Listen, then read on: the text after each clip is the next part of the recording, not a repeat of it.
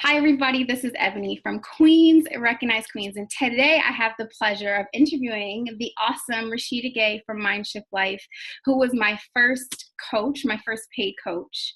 So Rashida, one of the things that I often talk about with Soul Food Sunday Food for Thought is one of my biggest focuses is always on number one, loving yourself and mindset.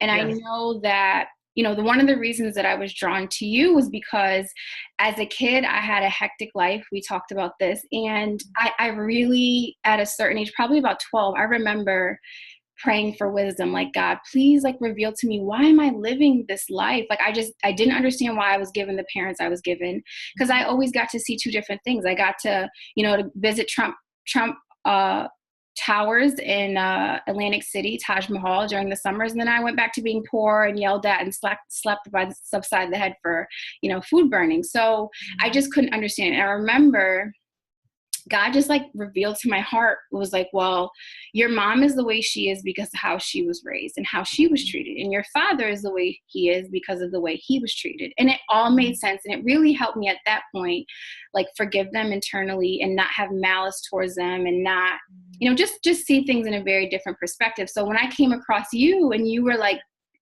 giving this truth out, which, by the way, your hair looks fabulous. And I met you in a natural hair group. I don't know if you remember. I think that's how we connected. It was through a natural hair group. Yeah, it was. Yeah. Yeah. And when I saw you saying that, I just was like, I never heard anybody say that. Like, Ayanla she touches on it a little bit, but it wasn't like, she teaches something very different, but she does touch on that type of thing. So when I came across you, I was like, I've always known this. So it was just like a confirmation to me, like, okay, you followed what you heard, and it is something that has really affected your parents, and it's affecting you.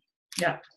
So the question that I have for you is, like, for you as a child, was this something that was revealed to you and it led into your career, or like, did you know that your childhood or your parents' childhood affected your childhood at a younger age? Like, when did you learn this truth? Oh, it's funny because I was just in the car with my mom the other day. I've been on my healthy kick, and my mom's like a nutrition freak, and so we were coming from the gym and going to get our freshly squeezed juice from like the juice bar organic market. And I was doing a live chat, and something said to me, ask her when you knew that you were worth more or that you deserved more.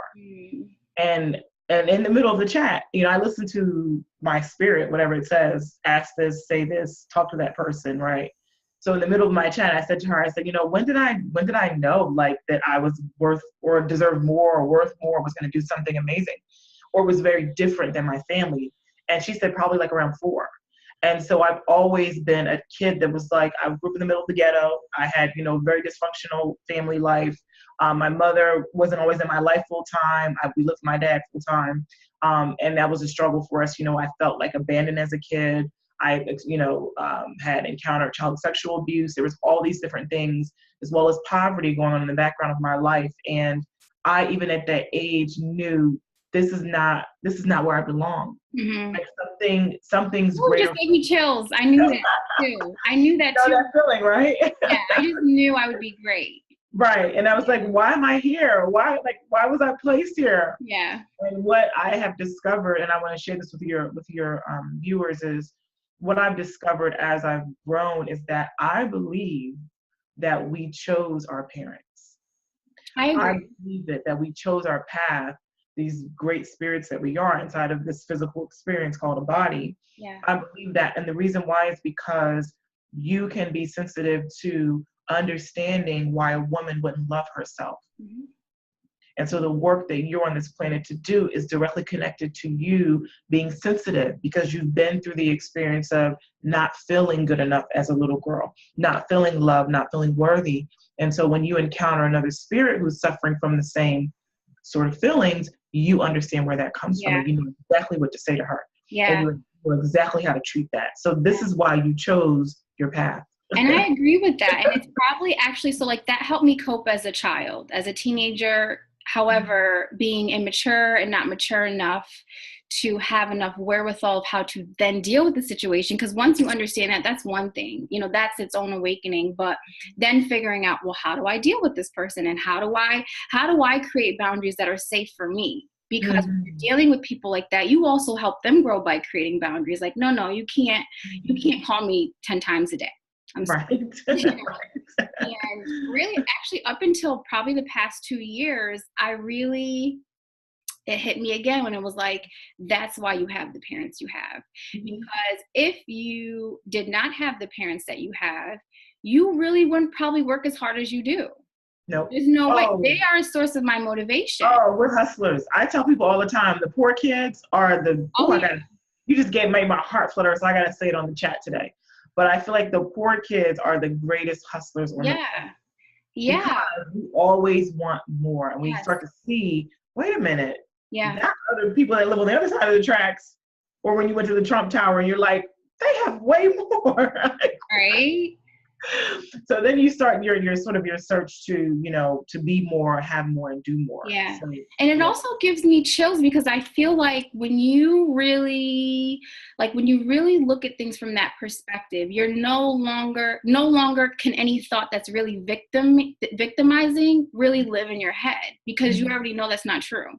Yeah. If you know why you're here, you know why you have your parents, you know why you've been given the life you've been given. Like in my speech, I said my rape was my blessing. Yes. If I was not raped, this fellow would have never fell asleep, and I would have never been able to escape. That's just the reality. So I can sit here and wallow in the fact that happened to me, but it needed to happen to me.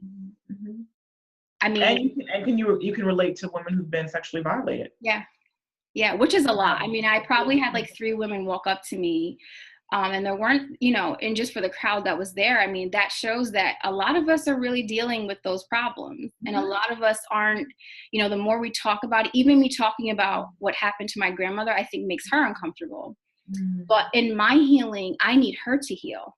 I need my family. I told my mother the same thing. I said, you know, when I go public with my business, I'm going to share what I felt as a child. And it's part of the healing process, but it will help you heal too. And she said, I understand. Yeah. And I've seen it. I've seen it with my mom. I've seen it with everybody. And it's the more that I don't speak what's true to me, because that's a story that's true to me. That was her story is true to my story. So to negate it because it makes her comfortable, it can't work for me, because that's part of my story. And there's people that you're supposed to serve and help that need to hear your story, because they will say, oh, she's the one that can help me now. She's just like me. So you have to be real with people. So let's go back to, I think one of the biggest things that I always hear you talk about too, because we all want money. We all want to live in abundance, which I also feel like you have to shape how you feel about that too. But let's talk about how childhood experiences shape that, and just give me some examples of the things that, you know, your clients have said to you, or even I've said to you, that you're like, okay, that's why you're not making the money you want to make, because of that. Yes. Oh my God. I think that, you know, I tell you this all the time, is that, you know, childhood has affected all of your beliefs, and your beliefs are creating your reality. So, you know, I'm a firm believer in sort of taking a step back and analyzing, why do I have an issue with asking for money from clients? I have a business, and a lot of people feel guilt when they have to say to people, this is how much it costs, or I have to promote this service or product, right? Because I know it will help people, but they have issues around receiving money. And some of that could be from childhood. Like, you know, I was always taught all the time, no, you can't have it because we can't afford it. We can't afford it was probably like saying, you know, it's sunny out. It was the weather, you know, like it's sunny outside, it's cloudy. It was like, it was every other word that I heard, because I wanted a lot when I was a little girl. I was like, I want that and that and everything I saw. And it was always like, we can't afford it. And so that sort of becomes ingrained in your subconscious mind, where you start literally believing, I can't have. Right? I can't live like those people. I can't have what those people have. And it causes you to settle, and it causes you to not speak out for the things that you want and ask for what you want. It causes you to believe you don't deserve the things you want. Right? And so I am always working every day to reprogram myself. I'm not where I want to be by no stretch of the imagination, but you know, I've created money in my business in a short amount of time because I'm always doing work around my money blocks, around my limiting beliefs around what I was taught as a child, that I just couldn't have certain things. And you have to just be grateful and accept what you have and stop always wanting more, is what I was told. Like, you want too much. And not even to dive too deeply in it, because I feel like it would be like we need like soul food Sunday right outside, to get some breeze going for this kind of discussion. But there's a lot of other advents where maybe you think of education, maybe you think of going to a religious. Oh yeah. And I just think there's so many other things that almost keep those thoughts going of like, you can't have enough. I remember going to a church where, like, all he talked about was money. Like, oh, God said I'm gonna have a Cadillac. And I'm like, God didn't say that to me. And he talks to me all the time. Well, and how about the reverse? For me, it was the reverse. I grew up Muslim, and I grew up, believing in being, and this is not the Islamic sort of view, but this is what I was taught by my parents. It's like the quest for making more money is like wrong. Yeah. Like, you should be grateful for exactly what you have. Like, why would you want more? Almost like it's like wanting more is something bad. And so I'm in myself always having to, when those thoughts and those feelings come up, what do I do with those? Because, for me, the money is really about being able to build a larger platform to reach more people and impact more people's lives, right? And so it's not just about making money so I can have, nice big house on the beach, which I want too, and that's fine too, right? So it's like I had to learn that it was okay to have my desires, and God doesn't care if you live in a mansion or if you live, in the projects. Like, like none of that has anything to do with your character as a human being. And I was sort of taught like, oh, like rich people are like bad people, right? And even the media sort of paints that picture like rich people are bad people. Yeah. And then I started meeting rich people and working with rich people. I'm like, they're not bad people, right? And so you have to sort of analyze all that programming from childhood to see, where are these limiting beliefs coming from, and how are they affecting my ability to ask for more and receive more? Yeah. Yeah. And I think that's important. Even the scripture that says money is the root of all evil. It's like, I think even for me, because when I was living in New York, I had millionaire friends. I had, people that were writing songs for Neo. Just, it was almost like one more encounter to becoming, who at that time as an 18-year-old, which is like, I don't want to, I'm glad I didn't follow that route. Right. I wanted to be the good video girl. I didn't want to shake my butt. I just want to look. So I'm glad I didn't take that path. But one of the things, I always felt like I was just so close to being who I had in my mind. And now that I'm older and I look back, I'm like, you weren't ready for that. Because if you had obtained the success that you had thought you wanted, you would have realized this wasn't what you wanted. And I think in order to be abundant, in order to, to even just live the life you want on any level, you have to really like deal with these thoughts in your mind from an outsider's perspective, so that when you get there, it's not all about the dollar, right? What I find is the dollar is not all fulfilling. Yes. So what I have found, I've been sort of going through this myself in the last couple of weeks, and I've been talking about it. I've been doing videos about it and posts about it. It's like, I'm making the money I want to make. And of course I want to make more because I like making money, but I feel like I'm making the 6 figures, I made that, I'm making 5-figure months. But when I'm not attached to my purpose and the passion around the work that I do, it doesn't have any meaning to me.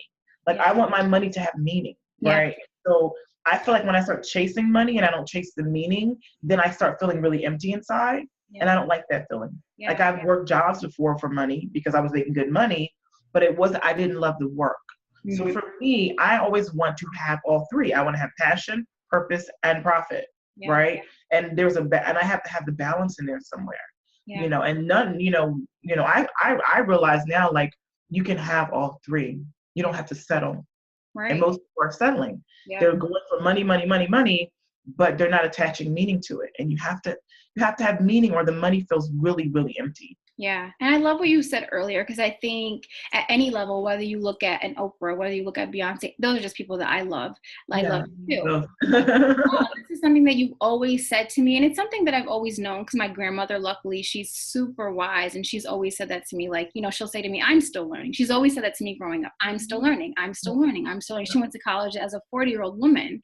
Wow. So to hear that all my life, I know that, stop making it seem about like this imaginary destination, because it's like, I just think you have to appreciate the journey and the steps.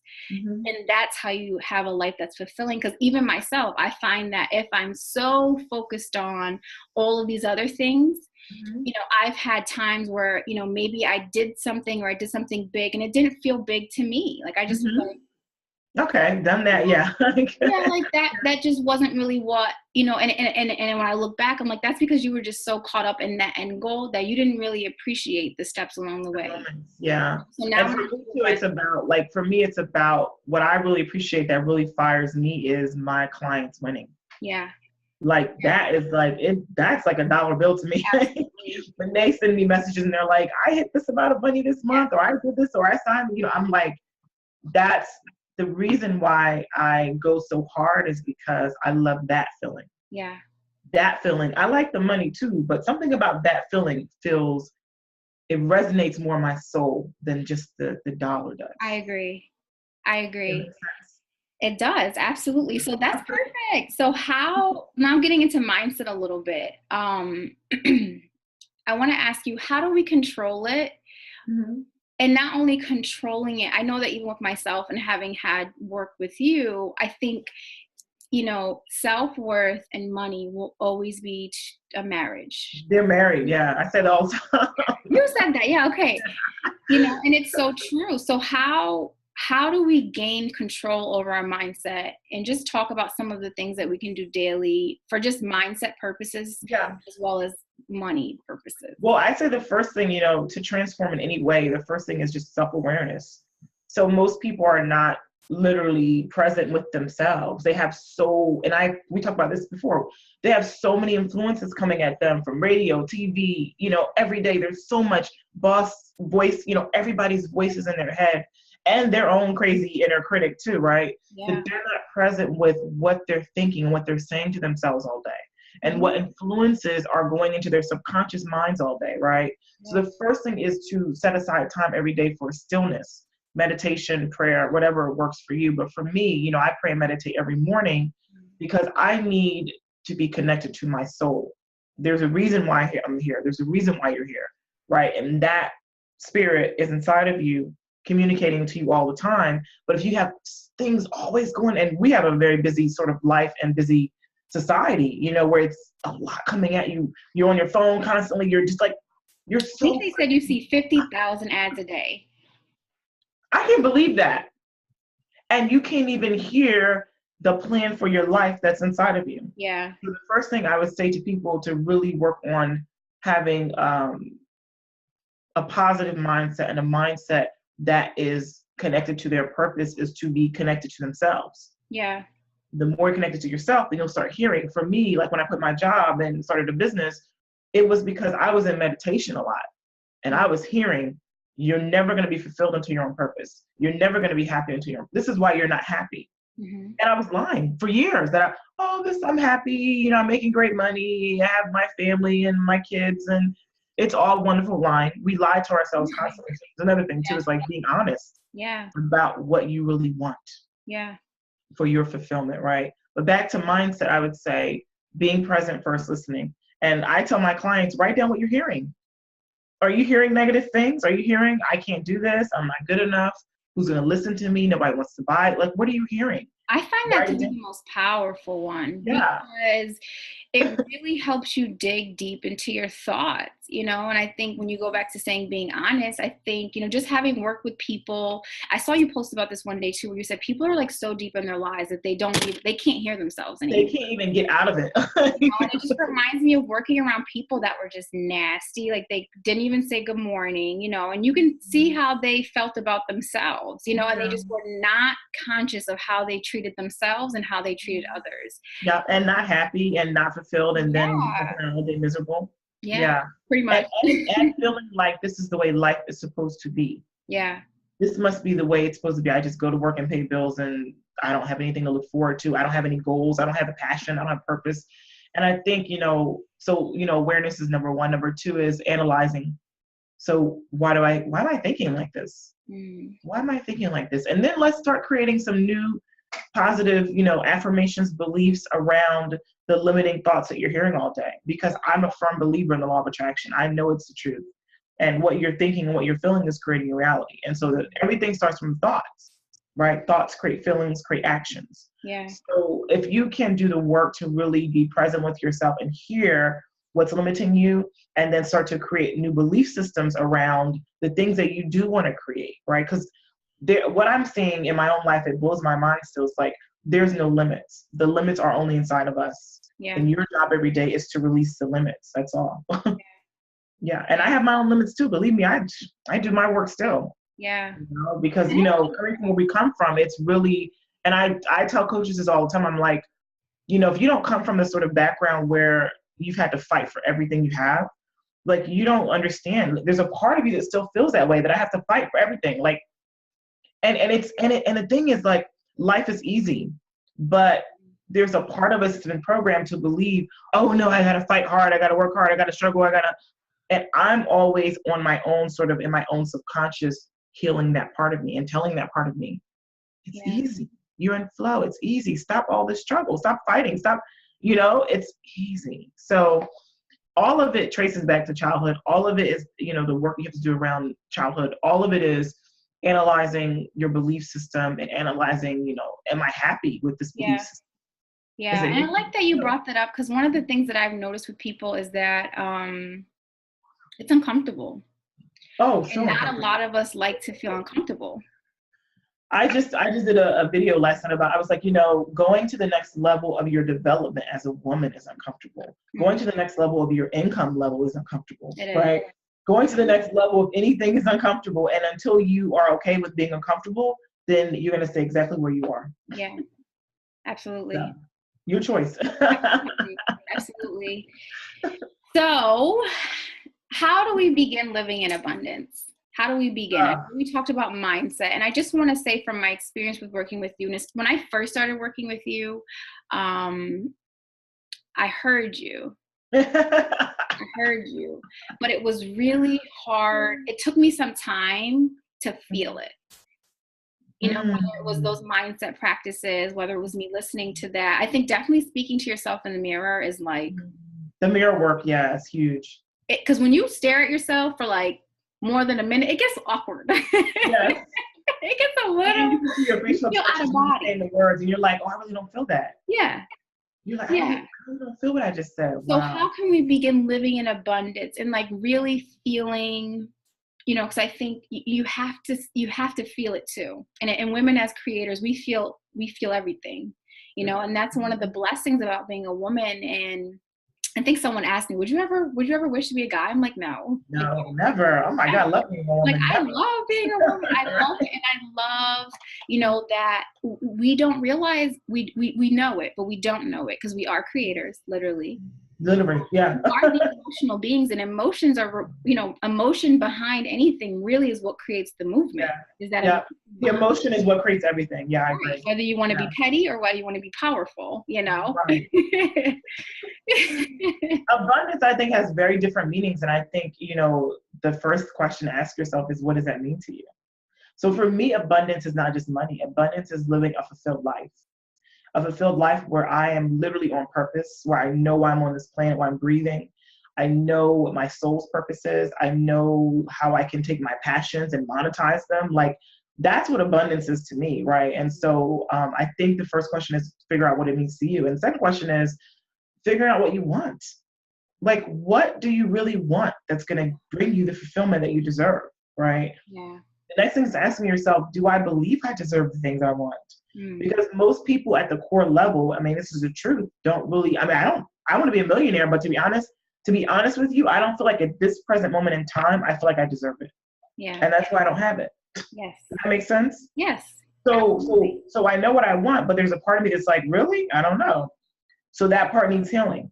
Yeah. That part needs some sort of healing, because you were born great. You were born to do whatever you want to do. You were born with your purpose inside of you.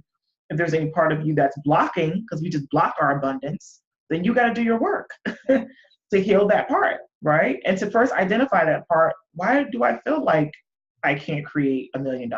Yeah. Right? Understand where it came from, and then do your inner work around it to heal it, so you can move forward to get the rest of the blocks and layers. And there's so much. There's so much, I feel like, over top of our light and our greatness. And it's our job every day to release the layers. And that's what brings the abundance. Yeah, I agree. It's already there. It's all around you. And I had learned after having gone through the domestic violence situation, after that, I really was just on this vengeance of like, what is God? Who am I? Who are you? Who are people? Who are we? And I lived in New York, and I feel like that's like the perfect atmosphere to have random conversations and really just feel the presence of God, because it's one of those cities where it's, and people have said this before, where there's millions of people, but you can still feel lonely. You can still feel alone. Yeah. You know, and it really showed me that you have to search for it, and you have to dive, and you have to feel uncomfortable, and you have to search for it. You have to search for it, and you have to ask yourself honest questions and listen to the honesty that is given back to you. Yeah. Because sometimes there's something that'll say to me, you know what, don't address that because that's your ego. Like, that's your ego responding to that right now. And your ego is not really who you are. That's right. You know, it might be a part of you, and it might help you through some great events and get over the fear and anxiety, but you can allow it to run, you know, your decisions, your day-to-day decisions, or how you feel, you know. So every time I'm doing something, I always want to know, okay, Ebony, is this really your ego, or is it how you really feel? You know, and I think I see what you just said too, because I feel like even connecting to our true feelings can be difficult sometimes. It is. We're so influenced. We're all influenced by parents and society and media. It's like a lot of us don't even know who we are. Like, even getting to the truth of who you are and how you really feel is like, if you could do those two things, you would change your life. And honestly, I'm blessed because I was dating a guy that was much older than me. At 15, he was 25. I lost friends. So, you know, in high school, I stopped watching TV. In high school, I didn't feel fulfilled. In high school, I didn't have friends. I didn't have many friends. So I didn't have all these outside voices coming at me.